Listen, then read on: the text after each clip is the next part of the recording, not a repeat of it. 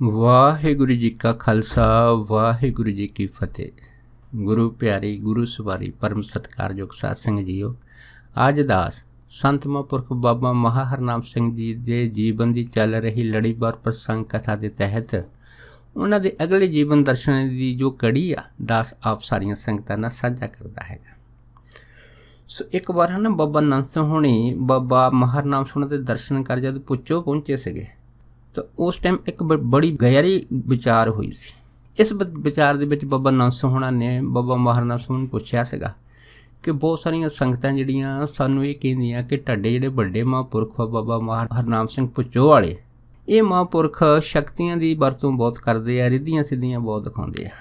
ਜਦ ਇੰਨੀ ਗੱਲ ਹੋਈ ਹੈ ਤਾਂ ਫਿਰ ਬਾਬਾ ਮਹਾ ਹਰਨਾਮ ਸਿੰਘ ਇਹ ਗੱਲ ਸੁਣ ਕੇ ਹੱਸ ਕੇ ਕਹਿਣ ਲੱਗੇ, ਕਹਿੰਦੇ ਦੇਖੋ ਇਹ ਜਿਹੜੇ ਲੋਕੀ ਹਨ ਇਹ ਬੇਸਮਝੋ ਆ, ਇਹਨਾਂ ਨੂੰ ਪਤਾ ਨਹੀਂ ਕਿ ਅਸਲ ਦੇ ਵਿੱਚ ਰਿੱਧੀ ਸਿੱਧੀ ਕੀ ਹੁੰਦੀ ਹੈਗੀ ਆ।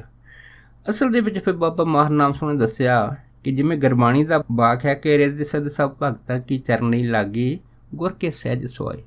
ਅਸਲ ਦੇ ਵਿੱਚ ਰਿੱਧੀਆਂ ਸਿੱਧੀਆਂ ਦਾ ਆਉਣਾ ਕੁਦਰਤੀ ਹੁੰਦਾ ਹੈਗਾ। ਜਿਹੜੇ ਨਾਮ ਜਪਦੇ ਪੁਰਸ਼ ਆ, ਜਿਹੜੇ ਹੁਣ ਨਾਮ ਜਪਦੇ ਹੈਗੇ ਆ, ਉਹਨਾਂ ਵਾਸਤੇ ਰਿੱਧੀਆਂ ਸਿੱਧੀਆਂ ਜਿਹੜੀਆਂ ਹੈਗੀਆਂ ਉਹ ਕੁਦਰਤੀ ਤੌਰ 'ਤੇ ਪਹੁੰਚ ਹੀ ਜਾਂਦੀਆਂ। ਜਿਵੇਂ ਕੋਈ ਆਦਮੀ ਜਦੋਂ ਵੀ ਕਿਸੇ ਭੋਜਨ ਦਾ ਨੂੰ ਛਕਦਾ ਹੈਗਾ ਤਾਂ ਉਸ ਭੋਜਨ ਦਾ ਸਵਾਦ ਉਹਨੂੰ ਆਪਣੇ ਆਪ ਹੀ ਪਹੁੰਚ ਜਾਂਦਾ ਹੈਗਾ। ਇਸ ਤਰ੍ਹਾਂ ਜਿਹੜੀਆਂ ਰਿੱਧੀਆਂ ਸਿੱਧੀਆਂ ਹਨ ਉਹ ਆਪਣੇ ਆਪ ਪਹੁੰਚ ਜਾਂਦੀਆਂ।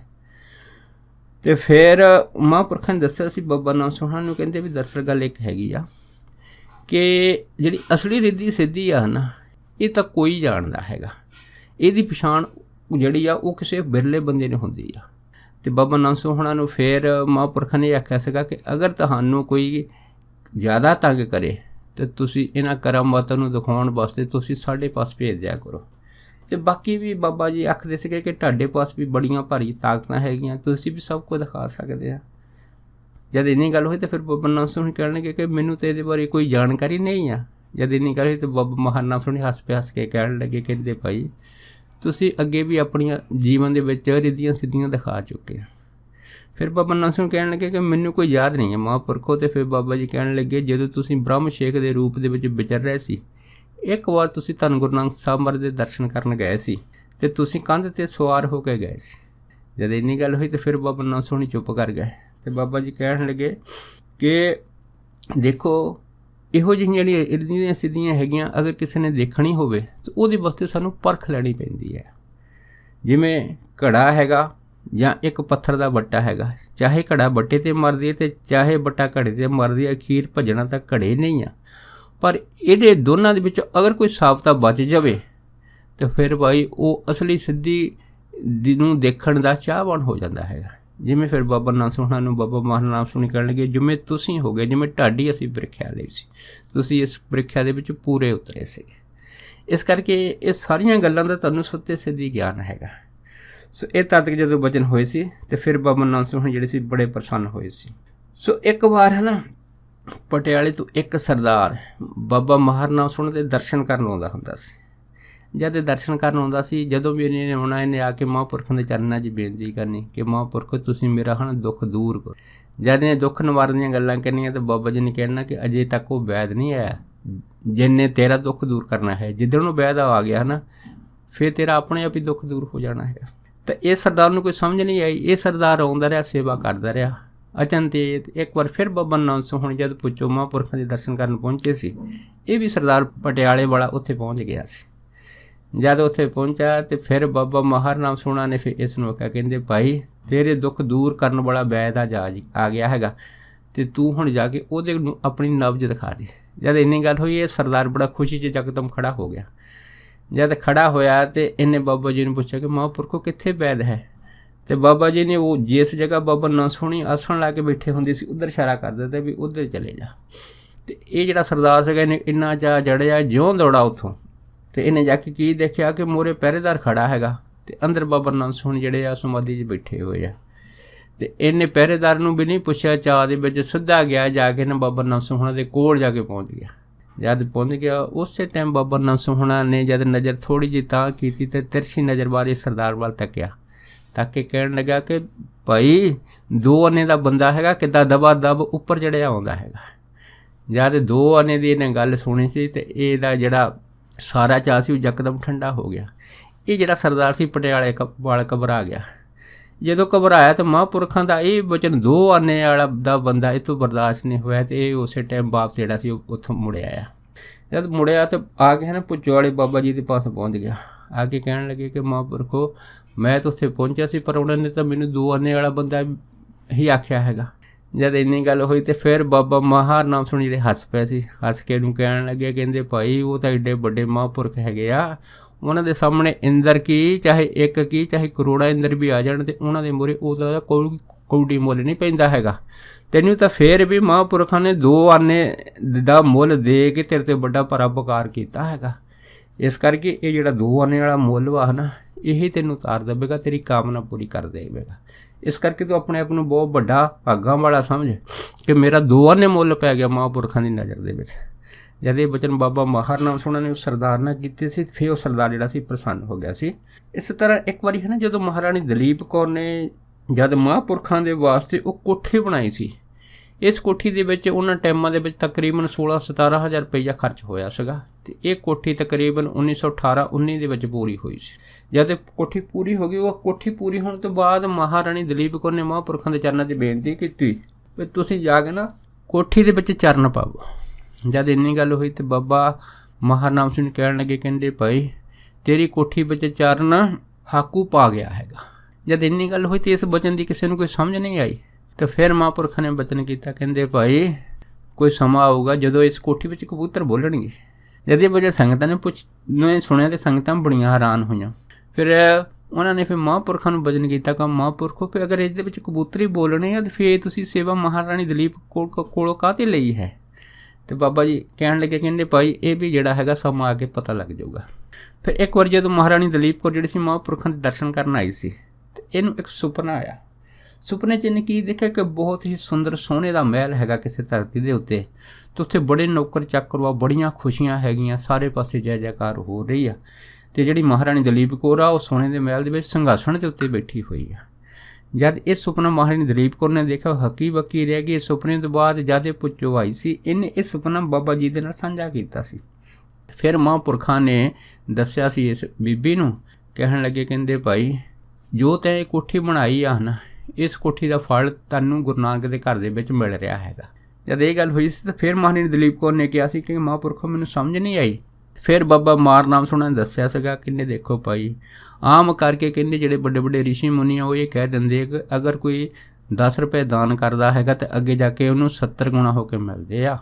ਪਰ ਇਹ ਗੁਰੂ ਨਾਨਕ ਦਾ ਘਰ ਹੈ, ਇੱਥੇ ਅਗਰ ਕੋਈ ਬੜੇ ਪ੍ਰੇਮ ਦੇ ਨਾਲ ਇੱਕ ਕੌਡੀ ਵੀ ਰੱਖ ਦਿੰਦਾ ਅਤੇ ਉਹਨੂੰ ਸਾਰੇ ਨਿਦਾਨ ਸਾਰੇ ਖਜ਼ਾਨੇ ਜਿਹੜੇ ਆ ਗੁਰੂ ਨਾਨਕ ਦੇ ਘਰੋਂ ਪ੍ਰਾਪਤ ਹੋ ਜਾਂਦੇ ਆ। ਇਸ ਕਰਕੇ ਤੈਂ ਜਿਹੜੀ ਆ ਪ੍ਰੇਮ ਦੇ ਨਾਲ ਕੋਠੀ ਬਣਾਈ ਆ ਨਾ ਅਤੇ ਫਿਰ ਇਸ ਕੋਠੀ ਦੇ ਬਦਲੇ ਤੈਨੂੰ ਉਹ ਜਿਹੜਾ ਦੁਬਾਰਾ ਘਰ ਹੈਗਾ ਜਿਹੜਾ ਤੈਨੂੰ ਇਸ ਸਰੀਰ ਤੋਂ ਬਾਅਦ ਮਿਲਣਾ ਹੈਗਾ ਉਹ ਤੈਨੂੰ ਇਸੇ ਸੁਪਨੇ ਵਿੱਚ ਦਿਖਾ ਦਿੱਤਾ ਗਿਆ ਹੈਗਾ।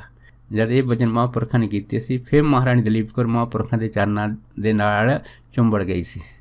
ਫਿਰ ਇਹਨੇ ਮਹਾਂਪੁਰਖਾਂ ਦੇ ਚਰਨਾਂ ਦੇ ਸਤਿਕਾਰ ਦੇ ਵਿੱਚ ਬੜਾ ਨਿਭ ਕੇ ਜਿਹੜਾ ਸੀ ਆਪਣਾ ਪ੍ਰੇਮ ਹੋ ਕੇ ਮੱਥਾ ਟੇਕਿਆ ਸੀ ਅਤੇ ਦਿਖਾਇਆ ਸੀਗਾ। ਜਦ ਇੰਨੀ ਗੱਲ ਹੋਈ ਤਾਂ ਕੋਲ ਜਿਹੜੀ ਸੰਗਤ ਬੈਠੀ ਸੀ ਉਹ ਕਹਿਣ ਲੱਗੀ ਕਿ ਮਹਾਂਪੁਰਖੋ ਤੁਸੀਂ ਕਿਹਾ ਸੀ ਕੋਠੀ 'ਚ ਕਬੂਤਰ ਬੋਲਣਗੇ ਅਤੇ ਫਿਰ ਬਾਬਾ ਜੀ ਹੱਸ ਕੇ ਕਹਿਣ ਲੱਗੇ, ਕਹਿੰਦੇ ਭਾਈ ਹਾਂ ਉਹ ਵੀ ਜਦ ਸਮਾਂ ਲੰਘੂਗਾ ਤਾਂ ਫਿਰ ਉਹ ਵੀ ਸਮਾਂ ਆਊਗਾ ਜੋ ਇਸ ਕੋਠੀ ਵਿੱਚ ਆਪ ਨਿਰੰਕਾਰ ਸ਼ਬਦ ਰੂਪ ਹੋ ਕੇ ਬੈਠਣਗੇ। ਇਹ ਇਸ਼ਾਰਾ ਮਹਾਂਪੁਰਖਾਂ ਦਾ ਇਸ ਕੋਠੀ ਦੇ ਵਿੱਚ ਅਖੰਡ ਪਾਠ ਸਾਹਿਬਾਂ ਦਾ ਸੀਗਾ। ਸੋ ਜਦ ਇਹ ਸਮਾਂ ਆਇਆ ਸੀਗਾ ਤਾਂ ਉਸ ਤੋਂ ਬਾਅਦ ਫਿਰ ਸੰਗਤ ਨੇ ਦੇਖਿਆ ਸੀਗਾ ਕਿ ਮਹਾਂਪੁਰਖਾਂ ਦੇ ਕੀਤੇ ਹੋਏ ਬਚਨ ਜਿਹੜੇ ਸੀਗੇ ਉਹ ਦੋਨੇ ਇਸ ਕੋਠੀ ਵਿੱਚ ਪੂਰੇ ਹੋਏ ਆ। ਇਸ ਤਰ੍ਹਾਂ ਇੱਕ ਭਾਈ ਰਤਨ ਸਿੰਘ ਡਰੋਲੀ ਵਾਲੇ ਹੋਏ ਆ। ਜਦ ਰਤਨ ਸਿੰਘ ਡਰੋਲੀ ਵਾਲੇ ਹੁੰਦੇ ਸੀਗੇ ਇੱਕ ਵਾਰ ਇਹ ਮਹਾਂਪੁਰਖਾਂ ਦੇ ਦਰਸ਼ਨ ਕਰਨ ਆਏ ਸੀ ਅਤੇ ਉੱਥੋਂ ਬਾਅਦ ਇਹ ਚੋਰੀ ਜਿਹੜੀ ਸੀ ਘਰੋਂ ਭੱਜ ਗਏ ਸੀ। ਜਦ ਚੋਰੀ ਘਰੋਂ ਭੱਜ ਗਏ ਸੀ ਇੱਕ ਵਾਰ ਇਹ ਸ਼ੰਕਰਾਪੁਰੀ ਦੇ ਦਰਸ਼ਨ ਕਰਨ ਜਦ ਉੱਥੇ ਪਹੁੰਚੇ ਸੀ ਪ੍ਰਸ਼ਾਦ ਲੈ ਕੇ ਅਤੇ ਸ਼ੰਕਰਾਪੁਰੀ ਨੇ ਇਹਨਾਂ ਦਾ ਪ੍ਰਸ਼ਾਦ ਜਿਹੜਾ ਉਹ ਇਸ ਕਰਕੇ ਮੋੜ ਦਿੱਤਾ ਸੀਗਾ ਕਿ ਭਾਈ ਤੂੰ ਸਾਡਾ ਬੰਦਾ ਨਹੀਂ ਆ, ਤੈਨੂੰ ਭੁੱਚੋ ਜਾ ਕੇ ਸੇਵਾ ਕਰਨੀ ਪੈਣੀ ਆ। ਸੋ ਤੇਰਾ ਸੰਬੰਧ ਜਿਹੜਾ ਭੁੱਚੋ ਵਾਲੇ ਮਹਾਂਪੁਰਖਾਂ ਦੇ ਨਾਲ ਆ। ਉਸ ਤੋਂ ਬਾਅਦ ਫਿਰ ਜਦੋਂ ਭਾਈ ਰਤਨ ਸਿੰਘ ਡਰੋਲੀ ਦੀ ਸ਼ਾਦੀ ਹੋਈ ਸੀ ਫਿਰ ਇਹ ਆਪਣੀ ਪਤਨੀ ਦੇ ਨਾਲ ਭੁੱਚੋ ਮਹਾਂਪੁਰਖਾਂ ਦੇ ਚਰਨਾਂ 'ਚ ਪਹੁੰਚਿਆ ਸੀ। ਜਦ ਪਹੁੰਚਿਆ ਸੀ ਉਸ ਟਾਈਮ ਭਾਈ ਰਤਨ ਸਿੰਘ ਜਿਹੜੇ ਸੀਗੇ ਉਹ ਮਹਾਂਪੁਰਖਾਂ ਦੀ ਸੇਵਾ ਕਰਦੇ ਸੀ। ਭਾਈ ਰਤਨ ਸਿੰਘ ਨੇ ਇਸ ਨੂੰ ਦੇਖਦੇ ਸਾਰੀ ਮਹਾਂਪੁਰਖਾਂ ਨੂੰ ਕਿਹਾ, ਕਹਿੰਦੇ ਵੀ ਭਾਈ ਇਹ ਤਾਂ ਉਹੀ ਆਦਮੀ ਹੈਗਾ ਜਿਹੜਾ ਕਈ ਸਾਲ ਪਹਿਲਾਂ ਇੱਥੋਂ ਭੱਜ ਗਿਆ ਸੀਗਾ। ਜਦ ਇੰਨੀ ਗੱਲ ਹੋਈ ਹੈ ਤਾਂ ਬਾਬਾ ਜੀ ਕਹਿਣ ਲੱਗੇ, ਕਹਿੰਦੇ ਹਾਂ ਉਸ ਟਾਈਮ ਇਹ ਇਕੱਲਾ ਸੀਗਾ ਪਰ ਹੁਣ ਆਪਣੀ ਪਤਨੀ ਨੂੰ ਨਾਲ ਲੈ ਕੇ ਆਇਆ ਹੈਗਾ। ਇਸ ਕਰਕੇ ਇਹ ਜਿਹੜੀ ਸੇਵਾ ਹੈਗੀ ਆ ਇੱਥੇ ਇਹ ਦੋਨਾਂ ਪਤੀ ਪਤਨੀ ਨੇ ਕਰਨੀ ਹੈਗੀ ਆ। ਤੇ ਤਾਂ ਹੀ ਕਹਿੰਦੇ ਸ਼ੰਕਰਾਪੁਰੀ ਨੇ ਜਿਹੜਾ ਪ੍ਰਸ਼ਾਦ ਸੀਗਾ ਇਹਨਾਂ ਨੂੰ ਵਾਪਸ ਮੋੜ ਦਿੱਤਾ ਸੀਗਾ। ਇਹ ਪ੍ਰਸ਼ਾਦ ਜਿਹੜਾ ਹੈਗਾ ਇਹ ਭੁੱਚੋ ਹੀ ਚੱਲਣਾ ਹੈ, ਕਿਉਂਕਿ ਇਸ ਦਾ ਜਿਹੜਾ ਸੰਬੰਧ ਹੈ ਉਹ ਸਾਡੇ ਦੇ ਨਾਲ ਬਚਪਨ ਤੋਂ ਹੈ ਜਾਂ ਕਿ ਪਿਛਲੇ ਕਈ ਜਨਮਾਂ ਤੋਂ ਹੈਗਾ, ਜਦ ਇਹ ਬਚਨ ਮਹਾਂਪੁਰਖਾਂ ਨੇ ਕੀਤੇ ਸੀਗੇ। ਉਸ ਤੋਂ ਬਾਅਦ ਫਿਰ ਭਾਈ ਰਤਨ ਸਿੰਘ ਡਰੋਲੀ ਜਿਹੜੇ ਸੀਗੇ ਤੇ ਇਹਨਾਂ ਦੀ ਘਰਵਾਲੀ ਨੂੰ ਇੱਕ ਬਾਣ ਦੇ ਥੱਲੇ ਜਿਹੜਾ ਸੀ ਆਸਣ ਲਵਾ ਦਿੱਤਾ ਸੀ ਮਹਾਂਪੁਰਖਾਂ ਨੇ, ਔਰ ਇਹ ਬਚਨ ਕਰ ਦਿੱਤਾ ਸੀ ਕਿ ਤੁਹਾਨੂੰ ਹੁਣ 2 ਸਾਲ ਇੱਥੇ ਰਹਿ ਕੇ ਨਾਮ ਜਪ ਕਰਨਾ ਪੈਣਾ ਹੈਗਾ।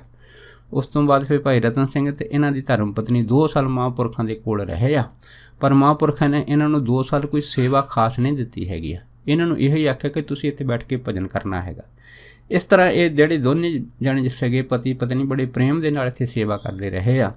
ਤੇ ਕਦੀ 5-6 ਮਹੀਨਿਆਂ ਬਾਅਦ ਜਦ ਇਹਨਾਂ ਨੇ ਮਹਾਂਪੁਰਖਾਂ ਦੇ ਪਾਸ ਹੋਣਾ ਤੇ ਬਾਬਾ ਜੀ ਨੇ ਇਹਨਾਂ ਨੂੰ ਖਰਚਾ ਪਾਣੀ ਦੇ ਕੇ ਟਿਕਟ ਪੈਸੇ ਕਿਰਾਇਆ ਦੇ ਕੇ ਇਹਨਾਂ ਨੂੰ ਕਹਿਣਾ ਕਿ ਹੁਣ ਤੁਸੀਂ ਪਿੰਡ ਜਾਵੋ, ਪਿੰਡ ਜਾ ਕੇ ਆਪਣੇ ਜਿਹੜੇ ਵੀ ਸਾਕ ਸੰਬੰਧੀ ਉਹਨਾਂ ਨੂੰ ਮਿਲ ਕੇ ਵਾਪਸ ਛੇਤੀ ਜਿਹੜਾ ਹੈ ਨਾ ਇੱਥੇ ਪਹੁੰਚ ਜਾਵੋ। ਤੇ ਫਿਰ ਇਹਨਾਂ ਨੇ ਇਸ ਤਰ੍ਹਾਂ ਹੀ ਕਰਨੀ ਹੈਗੀ ਆ, ਆਪਣੇ ਪਿੰਡ ਜਾਣਾ, ਪਿੰਡ ਜਾ ਕੇ 6 ਮਹੀਨਿਆਂ ਬਾਅਦ ਆਪਣੇ ਘਰਦਿਆਂ ਨੂੰ ਮਿਲ ਕੇ ਫਿਰ ਵਾਪਸ ਭੁੱਚੋ ਮਹਾਂਪੁਰਖਾਂ ਦੇ ਚਰਨਾਂ ਵਿੱਚ ਪਹੁੰਚ ਜਾਣਾ। ਸੋ ਇੱਥੇ ਜਦੋਂ ਰਹਿੰਦੇ ਹੁੰਦੇ ਸੀ ਮਹਾਂਪੁਰਖ ਸਾਰਾ ਖਰਚਾ ਇਹਨਾਂ ਨੂੰ ਦਿੰਦੇ ਸੀ, ਕੱਪੜਾ ਲੀੜਾ ਪ੍ਰਸ਼ਾਦਾ ਜੋ ਵੀ ਕੁਛ ਸੀਗਾ ਇਹਨਾਂ ਨੂੰ ਸਾਰਾ ਕੁਛ ਇੱਥੇ ਦਿੱਤਾ ਜਾਂਦਾ ਸੀਗਾ, ਪਰ ਇਹਨਾਂ ਨੂੰ ਸੇਵਾ ਨਹੀਂ ਸੀ ਦਿੱਤੀ ਮਹਾਂਪੁਰਖਾਂ ਨੇ। ਪਰ ਫਿਰ ਵੀ ਭਾਈ ਰਤਨ ਸਿੰਘ ਡਰੋਲੀ ਜਿਹੜੇ ਸੀਗੇ ਬੜੇ ਪ੍ਰੇਮ ਦੇ ਨਾਲ ਇੱਥੇ ਸੇਵਾ ਕਰਦੇ ਰਹੇ ਆ। ਸੋ ਇੱਕ ਹੈ ਨਾ ਪੰਡਿਤ ਸ਼੍ਰੀ ਰਾਮ ਸਿੰਘ ਹੋਏ ਆ, ਇਹ ਜਿਹੜੇ ਪੰਡਿਤ ਸ਼੍ਰੀ ਰਾਮ ਸਿੰਘ ਸੀਗੇ ਇਹ ਵੀ ਮਹਾਂਪੁਰਖਾਂ ਦੀ ਬੜੀ ਪ੍ਰੇਮ ਦੇ ਨਾਲ ਸੇਵਾ ਕਰਦੇ ਹੁੰਦੇ ਸੀ। ਤੇ ਜਦ ਇਹ ਸੇਵਾ ਕਰਦੇ ਹੁੰਦੇ ਸੇਵਾ ਦੇ ਬੜੇ ਵਿੱਚ ਬਹੁਤ ਜ਼ਿਆਦਾ ਮਸਤ ਹੋ ਜਾਂਦੇ ਸੀ, ਤੇ ਜਦ ਮਹਾਂਪੁਰਖਾਂ ਨੂੰ ਦੇਖਦੇ ਸੀ ਦੇਖ ਕੇ ਬੜੇ ਪ੍ਰਸੰਨ ਹੁੰਦੇ ਸੀ। ਜਿਵੇਂ ਆਪ ਸੰਗਤਾਂ ਜਾਣਦੀਆਂ ਹੈ ਕਿ ਜਿਹੜਾ ਸੋਨਾ ਤੇ ਚਾਂਦੀ ਆ ਉਹਨੂੰ ਕਈ ਵਾਰ ਸਿੱਕਿਆਂ 'ਚ ਪਾ ਕੇ ਜਿਹੜਾ ਹੈਗਾ ਸ਼ੁੱਧ ਕੀਤਾ ਜਾਂਦਾ ਹੈਗਾ। ਸੋ ਮਹਾਂਪੁਰਖਾਂ ਦੇ ਮਨ ਦੇ ਵਿੱਚ ਵੀ ਇਹ ਬਚਨ ਆਇਆ ਕਿ ਪੰਡਿਤ ਸ਼੍ਰੀ ਜਿਹੜਾ ਰਾਮ ਸਿੰਘ ਆ ਇਸ ਨੂੰ ਵੀ ਜਿਹੜਾ ਹੈਗਾ ਹੋਰ ਤਰੱਕੀ ਦੇ ਕੇ ਇਹਨੂੰ ਉੱਚਾ ਸੰਤ ਮਹਾਤਮਾ ਬਣਾਇਆ ਜਾਵੇ।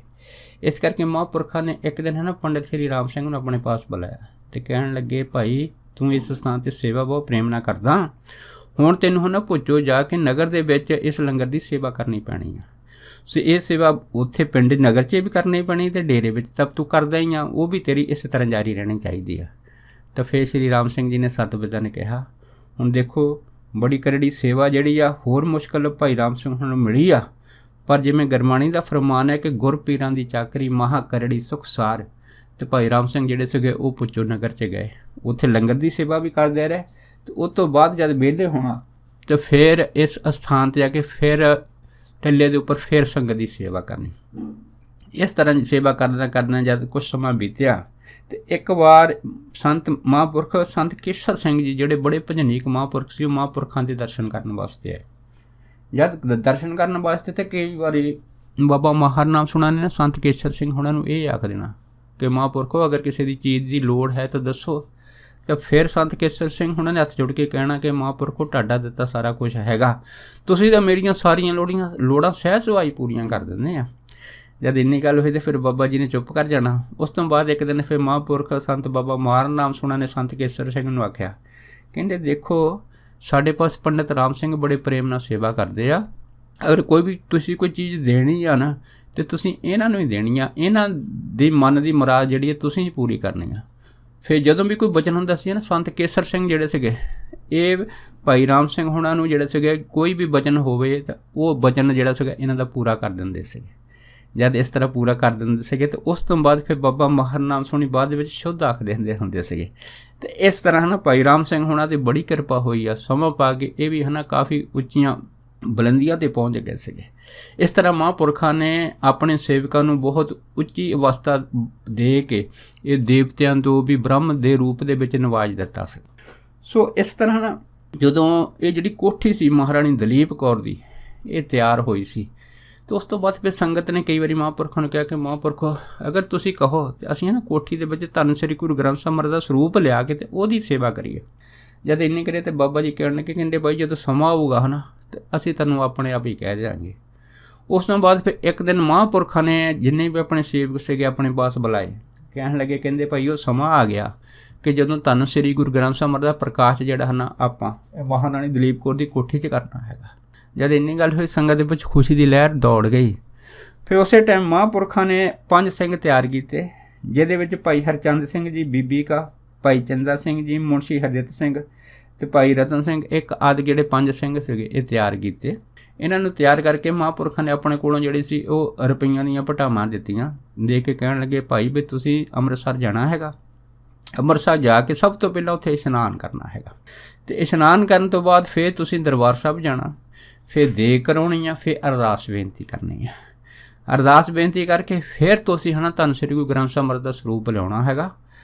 ਅਤੇ ਇਹ ਜਿਹੜਾ ਸਰੂਪ ਹੈ ਇਸ ਦੇ ਨਾਲ ਘੜਿਆਲ, ਸੰਖ, ਇਹ ਜੋ ਵੀ ਜਿਹੜਾ ਮਰਜ਼ਾਦਾ ਦਾ ਸਮਾਨ ਹੁੰਦਾ ਸਾਰਾ ਮਹਾਂਪੁਰਖਾਂ ਨੇ ਇਹਨਾਂ ਸਿੰਘਾਂ ਨੂੰ ਦੱਸਿਆ, ਅਤੇ ਨਾਲ ਇਹ ਵੀ ਦੱਸਿਆ ਹੈ ਕਿ ਜਿਸ ਗੱਡੀ ਦੇ ਵਿੱਚ ਮਹਾਂਪੁਰਖਾਂ ਦਾ ਸਰੂਪ ਲਿਆਉਣਾ ਹੈਗਾ ਧੰਨ ਗੁਰੂ ਗ੍ਰੰਥ ਸਾਹਿਬ ਮਹਾਰਾਜ ਦਾ, ਉਹ ਸੀਟ ਜਿਹੜੀ ਉੱਚੀ ਹੋਣੀ ਚਾਹੀਦੀ ਹੈ, ਅਤੇ ਤੁਸੀਂ ਹੈ ਨਾ ਭੁੰਜੇ ਬੈਠਣਾ ਹੈਗਾ। ਅਤੇ ਸਰੂਪ ਜਦੋਂ ਕਹਿੰਦੇ ਅੰਮ੍ਰਿਤਸਰ ਤੋਂ ਲੈ ਕੇ ਆਉਣਾ, ਸਤਿਨਾਮ ਵਾਹਿਗੁਰੂ ਦਾ ਜਾਪ ਕਰਦੇ ਆਉਣਾ, ਰਸਤੇ ਵਿੱਚ ਕਿਸੇ ਦੇ ਨਾਲ ਕੋਈ ਗੱਲਬਾਤ ਨਹੀਂ ਕਰਨੀ।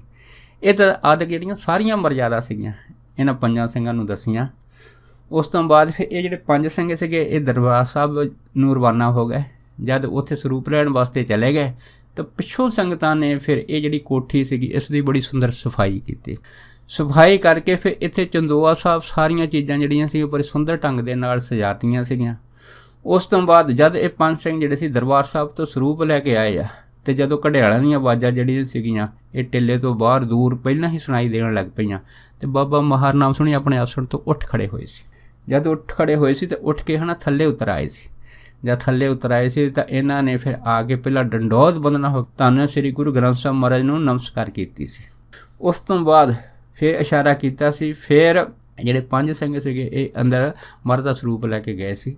ਅੰਦਰ ਸਰੂਪ ਲਿਜਾ ਕੇ ਇਹਨਾਂ ਨੇ ਸਭ ਤੋਂ ਪਹਿਲਾਂ ਦੇਗ ਵਰਤਾਈ, ਫੁੱਲਾਂ ਦੀ ਵਰਖਾ ਕੀਤੀ, ਸਰੂਪ ਰੱਖਿਆ, ਫਿਰ ਹੁਕਮਨਾਮਾ ਲਿਆ। ਹੁਕਮਨਾਮਾ ਲੈਣ ਤੋਂ ਬਾਅਦ ਫਿਰ ਇਹ ਜਿਹੜੇ ਧੰਨ ਗੁਰੂ ਗ੍ਰੰਥ ਸਾਹਿਬ ਮਹਾਰਾਜ ਦੀ ਅਖੰਡ ਪਾਠਾਂ ਦੀ ਇੱਕ ਲੜੀ ਜਿਹੜੀ ਸੀਗੀ ਉਸ ਟਾਈਮ ਇੱਥੇ ਫਿਰ ਸ਼ੁਰੂ ਕੀਤੀ ਸੀ, ਜਿਹਦੇ ਵਿੱਚ ਕੁਛ ਜਿਹੜੇ 94 ਗ੍ਰੰਥੀ ਸਿੰਘ ਸੀ ਉਹਨਾਂ ਦੀ ਡਿਊਟੀ ਫਿਰ ਬਾਬਾ ਮਹਾਰ ਨਾਮ ਸੁਣਨ ਨੇ ਲਾਈ ਸੀਗੀ। ਜਦੋਂ ਇਹ ਪ੍ਰਕਾਸ਼ ਮਹਾਰਾਣੀ ਦਲੀਪ ਕੌਰ ਦੀ ਕੋਠੀ 'ਚ ਸ਼ੁਰੂ ਹੋ ਗਿਆ ਸੀਗਾ, ਉਸ ਤੋਂ ਬਾਅਦ ਫਿਰ ਬਾਬਾ ਜੀ ਨੇ ਸਾਰੀ ਸੰਗਤ ਨੂੰ ਇਹ ਦੱਸਿਆ ਸੀ, ਕਹਿੰਦੇ ਭਾਈ ਹੁਣ ਕੋਈ ਮਹਾਂਪੁਰਖ ਆਉਣਗੇ, ਇਹ ਜਿਹੜੇ ਮਹਾਂਪੁਰਖ ਆ ਧੰਨ ਗੁਰੂ ਗ੍ਰੰਥ ਸਾਹਿਬ ਮਹਾਰਾਜ ਦਾ ਸਤਿਕਾਰ ਕਿਸ ਤਰ੍ਹਾਂ ਕਰਨਾ ਹੈਗਾ ਕੁੱਲ ਦੁਨੀਆ ਨੂੰ ਸਿਖਾਉਣਗੇ, ਅਤੇ ਗੁਰੂ ਗ੍ਰੰਥ ਸਾਹਿਬ ਮਹਾਰਾਜ ਦਾ ਭੈ, ਇੱਜ਼ਤ ਅਤੇ ਧੰਨ ਗੁਰੂ ਗ੍ਰੰਥ ਸਾਹਿਬ ਮਹਾਰਾਜ ਦੀ ਬਾਣੀ ਕਿਸ ਤਰ੍ਹਾਂ ਪੜ੍ਹਨੀ ਹੈ, ਇਹ ਅਦਿਕ ਸਾਰੇ ਜਿਹੜੇ ਅਸੂਲ ਹੈਗੇ ਆ ਉਹ ਸੰਗਤਾਂ ਨੂੰ ਦੱਸਣਗੇ। ਇਹ ਜਿਹੜਾ ਇਸ਼ਾਰਾ ਸੀਗਾ ਨਾ ਬਾਬਾ ਮਹਾਰ ਨਾਮ ਸੁਣਾ ਦਾ, ਇਹ ਇਸ਼ਾਰਾ ਬਾਬਾ ਨੰਦ ਸੋਹਣਾ ਵੱਲ ਸੀਗਾ। ਸੋ ਉਸ ਤੋਂ ਬਾਅਦ ਦੇਖੋ ਜਦੋਂ ਬਾਬਾ ਨੰਦ ਸੋਹਣੀ ਫਿਰ ਆਪਣੇ ਜੀਵਨ ਦੇ ਵਿੱਚ ਸੇਵਾ 'ਚ ਆਏ ਸੀ, ਫਿਰ ਉਹਨਾਂ ਨੇ ਧੰਨ ਗੁਰੂ ਗ੍ਰੰਥ ਸਾਹਿਬ ਮਹਾਰਾਜ ਦਾ ਸਤਿਕਾਰ ਕਿਵੇਂ ਕਰਨਾ ਹੈਗਾ ਪੂਰੇ ਜਗਤ ਨੂੰ ਸਿਖਾਲਿਆ ਸੀਗਾ। ਸੋ ਦਾਸ ਇੰਨੇ ਹੀ ਵਚਨ ਜਿਹੜੇ ਆ ਬਾਬਾ ਮਹਾਰ ਨਾਮ ਸੁਣਾ ਦੇ ਆਪ ਸਾਰੀਆਂ ਸੰਗਤਾਂ ਨਾਲ ਸਾਂਝਾ ਕਰਦਾ ਹੋਇਆ ਖਿਮਾ ਦਾ ਜਾਚਕਵਾ ਜੀ। ਹੋਈਆਂ ਬੇਅੰਤ ਭੁੱਲਾਂ ਚੁੱਕਾਂ ਦੀ ਖਿਮਾ ਬਖਸ਼ਣੀ, ਸੋ ਫਤਿਹ ਬੁਲਾਓ। ਵਾਹਿਗੁਰੂ ਜੀ ਕਾ ਖਾਲਸਾ, ਵਾਹਿਗੁਰੂ ਜੀ ਕੀ ਫਤਿਹ।